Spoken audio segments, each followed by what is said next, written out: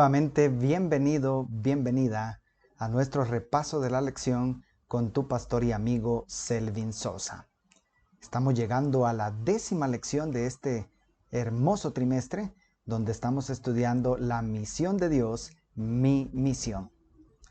La lección de escuela sabática para esta semana se titula Misión en favor de los no alcanzados, primera parte. Antes de continuar, te recuerdo que en la descripción del video está el enlace para descargar la presentación y al final, si eres maestro de escuela sabática, te compartiré algunos consejos breves sobre cómo hacer más interactivo nuestro repaso de la lección. Así que, sin más, iniciemos. Vamos entonces a explorar la misión en favor de los no alcanzados, primera parte. Esta semana nos invita la lección a aprender de memoria el Dios que hizo el mundo y todo lo que hay en él, que es Señor del cielo y de la tierra, no habita en templos hechos por manos humanas. Hechos 17:24. De paso, como veremos más adelante, la lección completa está basada en un solo capítulo del libro de Hechos de los Apóstoles, el capítulo 17. Recordemos que la misión abarca a todo el mundo. Dios desea salvar a toda criatura sin importar su raza, religión. Dios desea salvar a todos los seres humanos que están presos en la maldición del pecado. Sin embargo, hemos visto a lo largo de la historia, como nos muestra el comentario de la lección, el cual puedes encontrar en este hermoso ejemplar del 3 en 1, como le conocemos. Y en la historia, como dice el comentario, hemos visto grandes errores que se han cometido en el nombre de Dios. Las famosas guerras de los cruzados en la Edad Media provocaron miles de muertes en el nombre de Dios. También se nos cuenta la historia de Fernando Magallanes cuando llegó a la isla de las Filipinas y trató de evangelizar forzadamente a los aborígenes, de tal manera que incluso inició una guerra donde se derramó mucha sangre y tristemente el mismo Fernando Magallanes murió en esa batalla contra los indígenas por imponer a la fuerza el mensaje del evangelio, la salvación según él, y quizá tal vez no con motivos tan correctos. Y esto nos lleva a reflexionar especialmente en ese maravilloso contenido que encontramos en el comentario de la lección, que además de que es importante el mensajero, también es importante el mensaje. Claro que sí. Muchas veces lo que define el resultado de la obra misionera es el mensajero, más que el mensaje. La manera en que la persona se presenta, su carácter, su carisma, puede influir muchísimo en una respuesta positiva al mensaje de salvación. El mensaje también es poderoso porque está basado en la palabra de Dios. Pero aquí se nos hace énfasis en reflexionar en la importancia de considerar el método, la motivación. ¿Qué método se va a utilizar para compartir la palabra de Dios, el evangelio, las buenas nuevas? Y al haber tanta diversidad cultural en el mundo, al haber tantas diferentes cosmovisiones, filosofías, etc., ¿realmente debiéramos adaptar los métodos? ¿Y qué decir de la motivación? Hemos hablado anteriormente un poco sobre eso, pero la motivación también influye en el resultado de la obra. Y esto entonces nos invita a reflexionar directamente en ese llamado a detenernos, mirar y escuchar. Porque lo primero que se necesita para llevar las buenas nuevas a otras culturas, a otras personas de otro ambiente, de otras circunstancias, de otro idioma, de otro mundo, es conocer a las personas. Y para eso hay que ser muy observadores, mirarlas, escucharlas en su entorno. Y entonces hay algo también que menciona la lección de maestros, el material auxiliar para maestros. Todo está en el 3 en 1. Ahí encontramos la lección sencilla, el auxiliar para maestros y el comentario. Conectado con lo que le dice el comentario de la lección de maestros nos invita a motivar, a promover en la iglesia la innovación en los métodos, en las estrategias para conquistar nuevos territorios para el reino de los cielos, pero advirtiendo que debe ser sin perder la esencia. Es decir, el mensaje de la verdad presente no puede diluirse en esas adaptaciones. Entonces, antes del repaso propiamente, yo quise que viéramos esos pequeños consejos, acercamientos al tema general de la lección a través del comentario y la lección de maestros. ¿Por qué? Porque definitivamente, mis queridos, esto entonces nos invita a hacernos algunas preguntas para reflexionar. Sí. Y te las presento acá, porque quiero que le tomes captura a la pantalla, tengan muy presentes estas preguntas, porque la idea es que a lo largo del repaso que vamos a hacer, podamos ir respondiendo estas preguntas. Tú mismo vayas encontrando la respuesta a estas preguntas. Incluso si estás acompañado de alguien más al ver este video, puedas discutirlo con otra persona, puedas conversar sobre estas preguntas. ¿Está bien? Basado entonces en lo que hemos visto como una introducción a través del comentario, hay 3 preguntas, 3 cuestiones aquí muy importantes a considerar. La primera, ¿existe un único método y una sola motivación para cumplir la misión? ¿Sí o no? Si tu respuesta es no, entonces, ¿cuál es el mejor método y la mejor motivación para cumplir la misión en tu caso, ahí donde tú estás, en tu barrio, en tu ciudad? Número 2, es importante ser observadores, mirar y escuchar a las personas para adaptar el mensaje a cada caso en particular. ¿Sí o no? Si tu respuesta es sí, entonces, ¿qué has observado en las personas que podría ayudarte a conducir a la salvación a esas personas por las que estás orando? Porque en los desafíos de estas semanas hemos estado orando por diferentes personas. Y número 3, ¿es bíblico y correcto crear nuevas maneras de compartir el evangelio? ¿Sí o no? Si tu respuesta es sí, entonces, ¿qué cuidados debemos tener para que el mensaje puro y verdadero no se diluya con nuestras adaptaciones para acercarnos mejor, para hacer más atractivo el evangelio a las personas, especialmente cuando pertenecen a una cultura, a un mundo totalmente diferente? Teniendo estos 3 cuestionamientos en mente, grábatelos, tómale captura. Entonces vamos a hacer un repaso breve de lo que estudiamos esta semana en Hechos capítulo 17. Al recorrer el capítulo 17 de Hechos, iniciamos en la lección de escuela sabática viendo de qué manera llegó Pablo a Atenas. Pablo se encontraba en Tesalónica al inicio del capítulo 17 de Hechos. Y ahí predicó el evangelio apasionadamente a judíos y gentiles. Pero los judíos, la comunidad judía especialmente, se enardecieron en ira en contra de Pablo y su mensaje.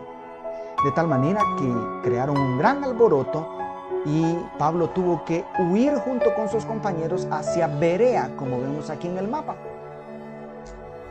Y en Berea se encontró con creyentes judíos más sensatos que los de Tesalónica, pues aquellos lo escucharon y fueron a las Escrituras para comprobar que lo que decía Pablo era verdadero, y realmente empezaron a disfrutar de una manera diferente del estudio de la palabra de Dios. Pero resulta que aunque Pablo y sus compañeros estaban teniendo mucho éxito en Berea por la actitud y la disposición de ellos a buscar la verdad en la palabra, resulta que los judíos de Tesalónica, al enterarse de lo que estaba sucediendo en Berea, llegan hasta Berea y provocan otro gran alboroto y una persecución contra Pablo y sus compañeros. El apóstol entonces se ve obligado a huir nuevamente y entonces viaja hasta Atenas, desciende hasta Atenas.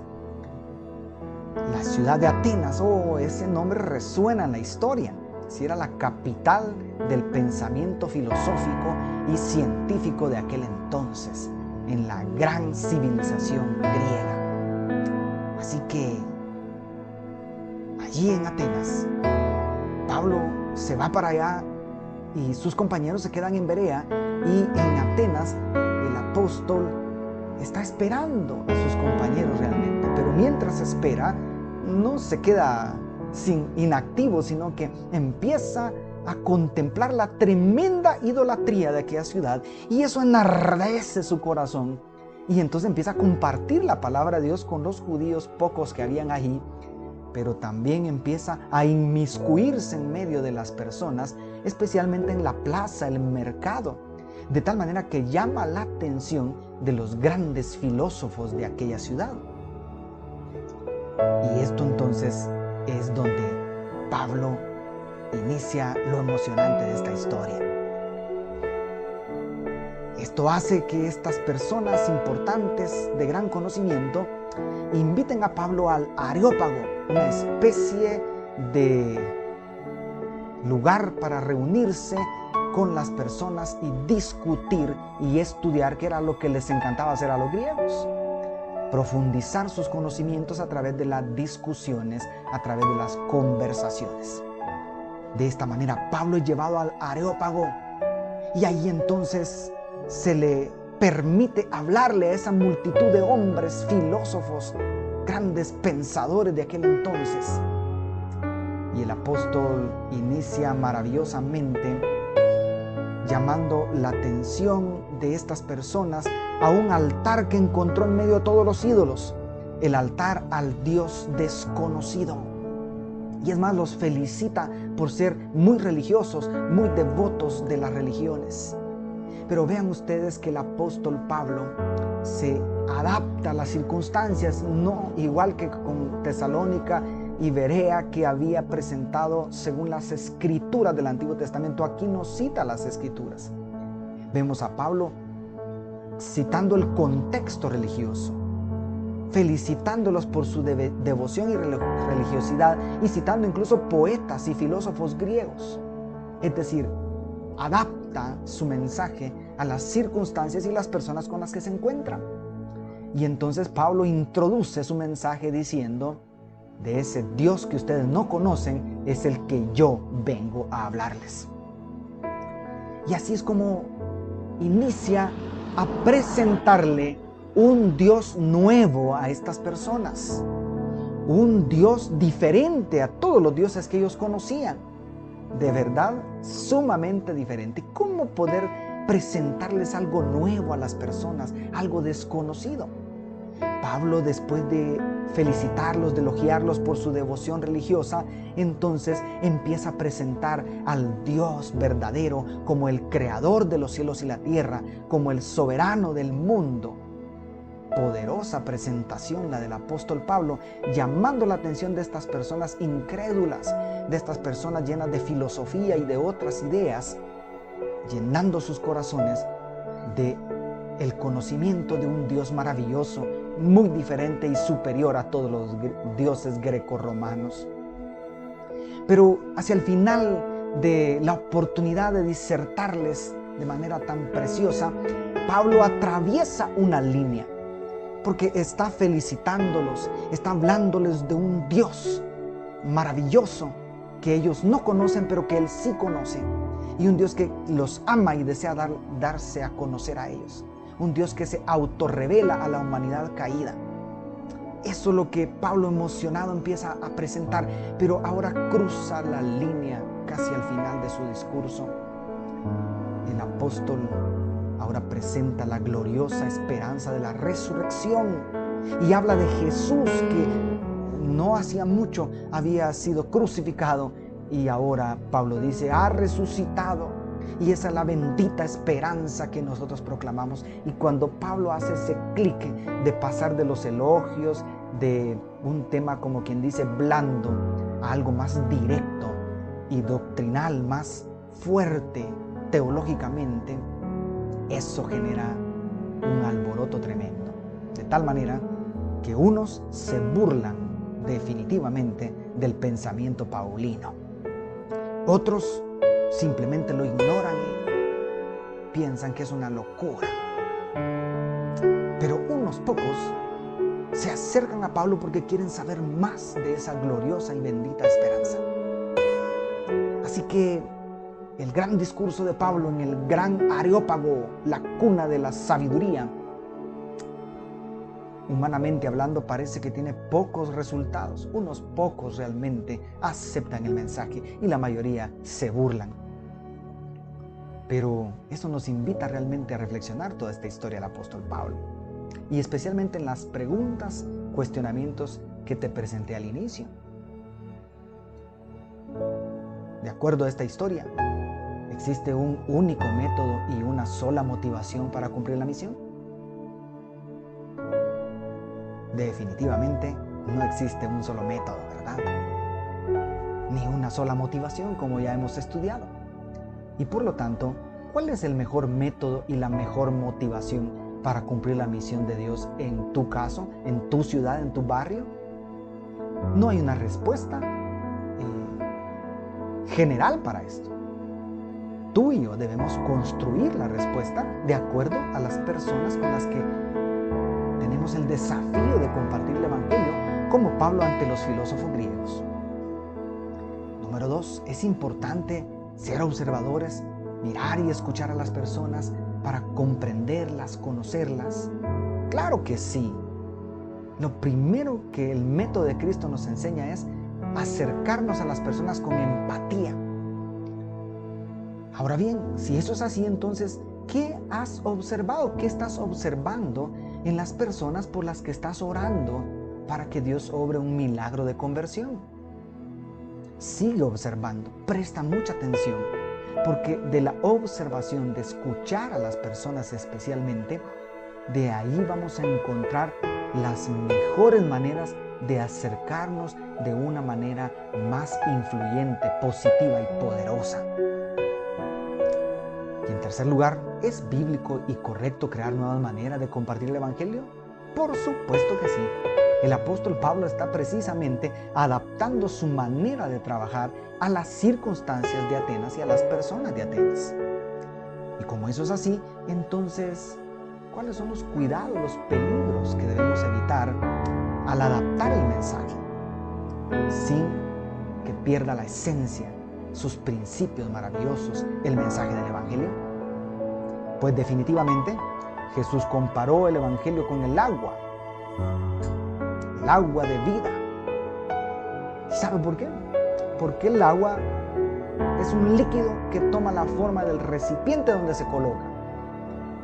Pero si se coloca en un vaso, en una taza, en una olla, en un barril, no importa dónde se coloque el agua, sigue siendo agua. Pero toma la forma del recipiente donde se coloca. Tú y yo debemos también adaptarnos a la cultura y a las circunstancias donde nos encontremos para que el mensaje sea más digerible, más aceptable, más atractivo, pero sin que deje de ser el mensaje de la verdad presente, el mensaje de los tres ángeles, el mensaje de la salvación únicamente por fe en Cristo Jesús. Así es, mi amigo, mi amiga, mi hermano. Ya para ir finalizando, no olvides que cada jueves hay un doble desafío. Y en esta ocasión el primero es pedir a Dios que nos guíe específicamente para saber cuál es la mejor manera de testificar a alguien que conocemos, a alguien por esas personas que ya estamos orando con los desafíos anteriores. Pidámosle sabiduría a Dios, porque cada corazón tiene una llave diferente. Y el Espíritu Santo nos puede dar la llave correcta para abrir el corazón de una persona y compartir el mensaje del Evangelio de una manera efectiva y poderosa.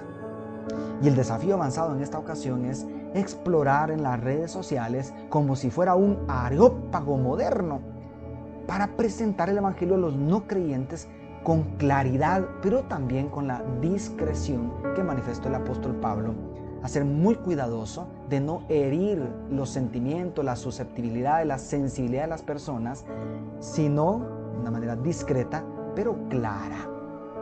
Así que, ¿qué te parece si en las redes sociales, en tus redes sociales, exploras el areópago moderno para compartir con claridad y con mucha prudencia y cautela el Evangelio?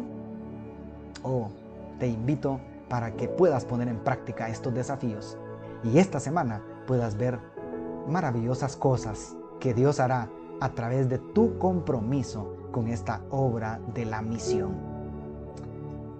Muy bien, queridos amigos, hemos concluido un repaso más de la lección de Escuela Sabática, pero no me despido sin antes compartir 2 consejos prácticos sencillos.